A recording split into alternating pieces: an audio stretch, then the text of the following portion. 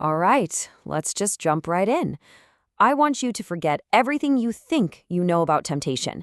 Because what if it wasn't just some simple act of evil? What if it was a craft, an art form that actually evolves? Well, that's what we're looking at today. This is framed as a memoir, a personal look back from let's call them a long-serving agent of temptation, on how their dark art has changed right alongside us, alongside humanity. And this quote right here, it just sets the stage perfectly, doesn't it? That's the voice of a sophisticated, almost cynical strategist. You see, the whole game has changed. It's not about offering you crude, simple pleasures anymore. Now it's about exploiting our deepest, most existential fears. The real question is, how on earth did the tempter's art get so refined? So the real theme here, the core of this whole memoir, is evolution. Our narrator, our tempter, had to adapt. It's simple, really. As humanity got more complex, more intellectual, the old ways of doing business just stopped working. They had to make this huge leap from being a simple dealer in base desires to becoming a master of intellectual trickery. In the beginning, things were, well, brutally straightforward. Think about the original Faust legends. This was basically damnation on demand, a simple transaction. You want power, pleasure, forbidden knowledge? Great, just sign on the dotted line. It was a pretty crude art form, but hey, it was perfect for a time when temptation was all about that instant, raw gratification. So, let's really dig into this first persona. I want you to picture this entity, this brute, operating in what's called a city of ashes. This is the embodiment of the raw, totally unfiltered id. You know, that primal part of our psyche that's all instinct and impulse? The part that's always demanding, I want it and I want it now. And this was its only operating system, the pleasure principle. It was a direct, no-nonsense service. I want this now, and I couldn't care less about the consequences. It was all about satisfying those base, unadulterated desires, and doing it immediately. Sound familiar? It's that little voice that tells you to hit the snooze button, eat the entire cake, and put off the important work until tomorrow. Now, what's really fascinating here is the toolkit. I mean, rotting meat and spilled wine, bartering souls for flesh, it's all so physical, heavy, and crude.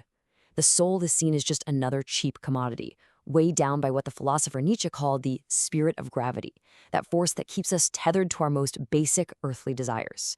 The goal was super simple: impulsive obedience. But of course, humanity evolved, and so our tempter had to evolve too.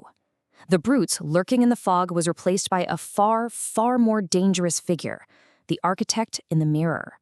The raw, brute power of the id gives way to the refined, calculated cruelty of the cynical ego. And this architect, it operates on a totally new principle: reality.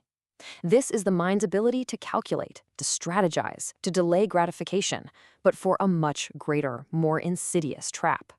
Our narrator stops being a provider of simple toys and becomes the cynical guide, turning logic and reason themselves into weapons against human ambition. And this just brilliantly illustrates the new intellectual arsenal. There's no rotting meat here.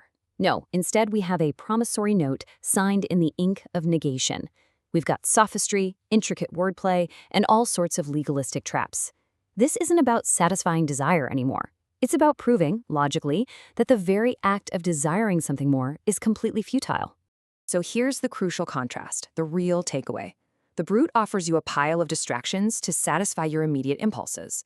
The architect, on the other hand, offers you a sophisticated contract that logically proves striving is pointless. See the difference? One offers a prison of fire as punishment for your desires. The other offers a far more permanent prison, a prison of pure rationalism, where ambition itself is made to look totally foolish. But here's the real twist. These two selves, the brute and the architect, they aren't rivals, not at all. They are collaborators. They're two internal forces, one ancient and one modern, working together in perfect concert. And what's their shared goal?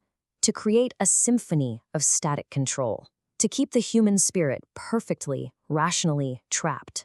And this is how their trap actually works. It's a classic 1-2 punch. First, the brute, our id, dangles the shiny object, the immediate pleasure, that marketplace of distractions. But then, right when you might feel a little pang of conscience, The architect, our ego, steps in with a perfectly logical, perfectly reasonable argument for why staying exactly where you are is the smartest, safest choice you could possibly make. This is the true genius of their collaboration. They convince you that your comfort zone, all your limitations, are actually your greatest strengths. They get reframed as protective armor. Why would you ever risk the fire, that logic of the crucible you need for real growth, when you're so perfectly safe right here? So what about that nagging inner voice, that moral compass we call the superego?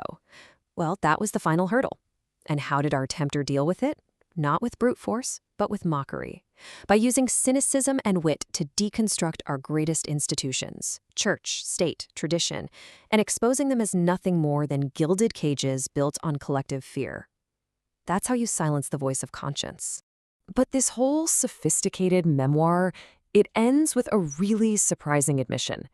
After all this evolution, all this intellectual cunning, our narrator confesses to a spectacular professional failure. The wager for the ultimate prize, the human soul, was lost.